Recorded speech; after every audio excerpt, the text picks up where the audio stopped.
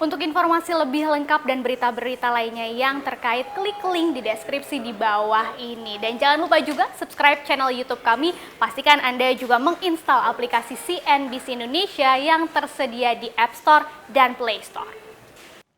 Pemerintah di bawah pimpinan Presiden Joko Widodo kelihatannya betul-betul serius ingin mendorong pemulihan industri otomotif yang memang selama ini lesu akibat dihantam pandemi COVID-19. Ini terbukti dari rencana pemerintah untuk kembali memperpanjang insentif alias diskon pajak penjualan barang mewah atau PPNBM untuk mobil baru. Ini pasti tidak lepas ya dari pro dan kontra. Sebagian pihak termasuk ya pasti konsumen dan pengusaha mobil menyambut kebijakan ini dengan gembira dong. Siapa yang nggak mau gitu ya diskon. Tapi beberapa pihak lainnya menyayangkan pilihan pemerintah ini mengingat ada beberapa objek lain gitu yang penting seperti pendidikan bahkan sampai sembako justru jadi sasaran pemungutan pajak. Nah, apa sih sebetulnya alasan pemerintah dibalik perpanjangan diskon PPNBM mobil baru ini, kita akan bahas bersama. Jadi berdasarkan aturan sebelumnya, insentif PPNBM mobil baru ini dibagi jadi 3 periode ya, di mana besaran diskonnya yang ditanggung oleh pemerintah, jadi pajaknya ini ditanggung pemerintah, setiap periodenya itu mengalami penurunan secara bertahap. Mulai dari 100% nih, awalnya di bulan Maret sampai Mei 2021 itu ditanggung pemerintah seluruhnya, jadi 0% untuk konsumen, kemudian 50% yang ditanggung atau diskon 50% dari Juni sampai Agustus, sampai 25% dari Oktober sampai Desember 2021 gitu ya, dari September maksud kami. Nah, kemudian setelah berjalan 3 bulan pertama ternyata pemerintah evaluasi gitu kan dan memutuskan untuk memperpanjang diskon 100%-nya yang harusnya berakhir bulan Mei kemarin diperpanjang sampai bulan Agustus 2021.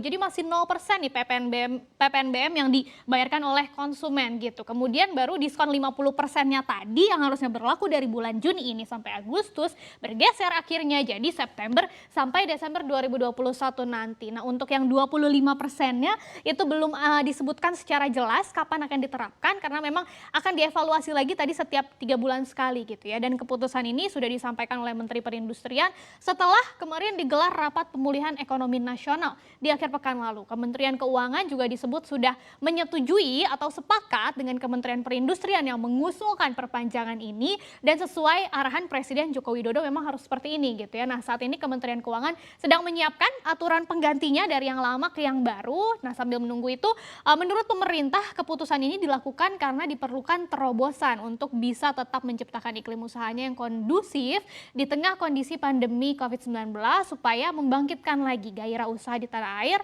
khususnya sektor otomotif tadi. Jadi pemberian relaksasi inilah yang diharapkan mampu mempertahankan bahkan mendongkrak sektor otomotif nasional sebagai salah satu penggerak ekonomi Indonesia. Dan ini juga sudah sesuai dengan usulan dari pihak pengusaha ya, dalam hal ini yang tergabung di Gabungan Industri Kendaraan Bermotor Indonesia atau GAIKINDO kepada pemerintah karena memang menurut GAIKINDO ini berarti pemerintah bisa menilai karena sudah diputuskan gitu ya, jadi sudah bisa dievaluasi apa yang terjadi sih sebetulnya dalam 3 bulan terakhir ini yang menurut GAIKINDO insentif PPNBM yang sudah diberikan itu sudah tepat sasaran. Nah, seperti apa sih memang tepat sasarannya ini, dampaknya gimana gitu ya ke yang realnya penjualan mobil domestik selama ini. Ini data dari GAIKINDO, jadi sejak diskon PPNBM 100% diberlakukan di bulan Maret lalu memang sudah terlihat ada kenaikan ya ini dari bulan Maret ini.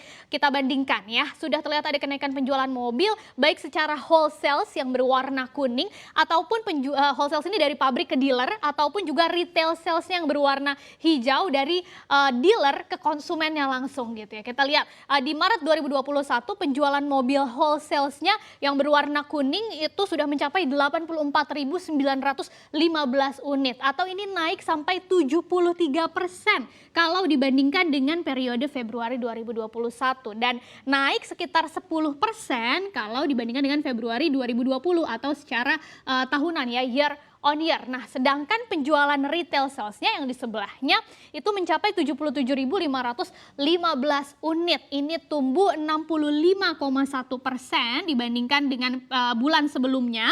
Kemudian juga secara tahunan ini juga mengalami kenaikan bahkan sampai 28%.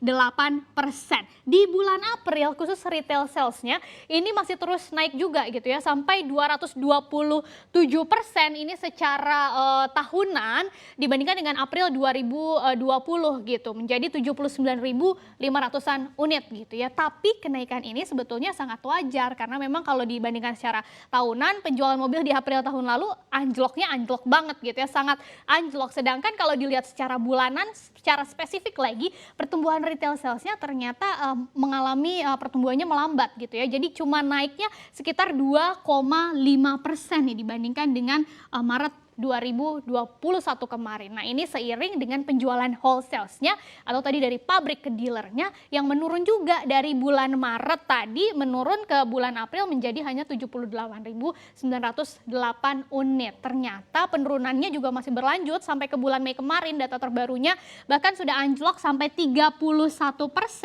menjadi 54.815 unit, sehingga retail sales-nya yang sampai ke konsumen juga akhirnya anjlok sampai 19% menjadi 64.175 unit. Nah, tapi menurut Gaikindo kenapa sih anjlok gini gitu ya? Tapi ternyata ini memang wajar terjadi di bulan Ramadan kemarin karena jumlah hari kerjanya juga jauh lebih sedikit. Jadi aktivitas produksi atau penjualannya ini tidak bisa semaksimal seperti kondisi normal selain bulan Ramadan gitu ya. Sementara untuk dari sisi permintaannya dari masyarakat, menurut Gaikindo masih tinggi karena terlihat dari angka indennya itu masih tinggi sampai berbulan-bulan. Dan kalau dilihat secara total dari Januari sampai Mei, penjualan wholesale-nya sendiri memang sudah mencapai 320.749 unit atau ini naik 29,17% dibandingkan Januari sampai Mei 2020 secara tahunan.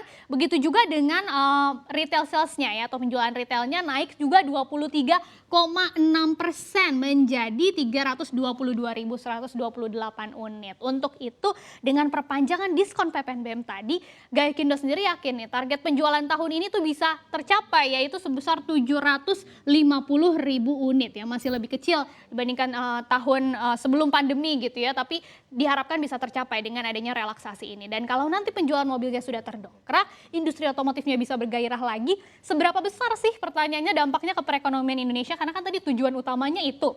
Nah ini secara historis kontribusi industri otomotif ke PDB Indonesia dalam beberapa tahun terakhir ini tergolong cukup besar ya, angkanya sekitar 6%-an gitu. Dan selama pandemi ini industri otomotif jadi salah satu sektor yang paling tertekan sehingga ikut memukul pertumbuhan ekonomi tanah air. Jadi kalau nanti industri otomotifnya semakin bergairah, pemulihan ekonomi Indonesianya seharusnya juga bisa semakin cepat terjadi. Apalagi saat ini Menperin menyebut potensi sektor otomotif itu sudah didukung oleh 21 perusahaan kendaraan roda 4 atau mobil yang ada di tanah air. Nilai investasinya itu lebih dari atau sekitaran 100 triliun rupiah gitu ya, dengan total kapasitasnya bisa mencapai 2,35 juta unit per tahunnya. Sehingga nanti sektor otomotif itu katanya mampu menyerap sampai 38.000 tenaga kerja langsung gitu, dan ada lebih dari 1,5 juta orang yang diserap sebagai tenaga kerja tidak langsung, dan ini turut bekerja di sepanjang rantai produksinya dari hulu sampai ke hilir. Tapi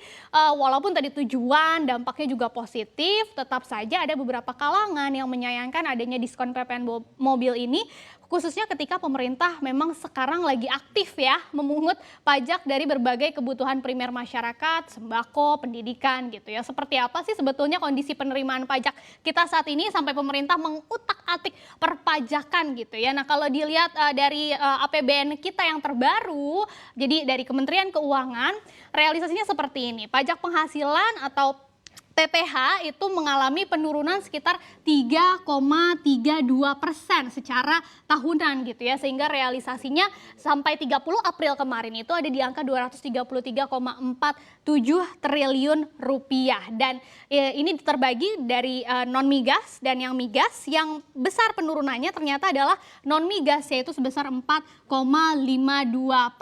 secara tahunan menjadi 216,25 triliun rupiah. Sementara dari migasnya ini justru ada kenaikan sekitar 14% secara tahunan menjadi 17,22 triliun rupiah. Kemudian di mana dari PPN dan PPNBM ya yang tadi salah satunya ini yang dikasih insentif untuk mobil baru.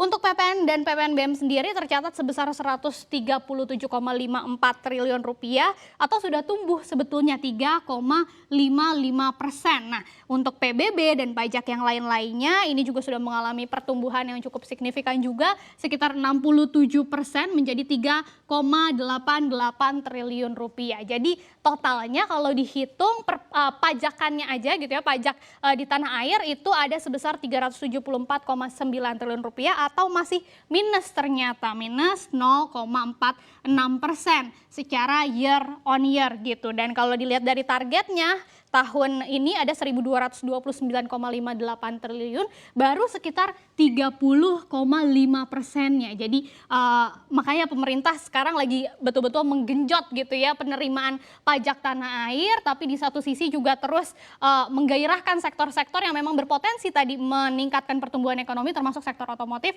dengan memberikan diskon PPNBM mobil baru ini. Apapun itu kebijakan pemerintah, kita berharap semuanya efektif ya untuk betul-betul mendorong pemulihan ekonomi di tengah pandemi.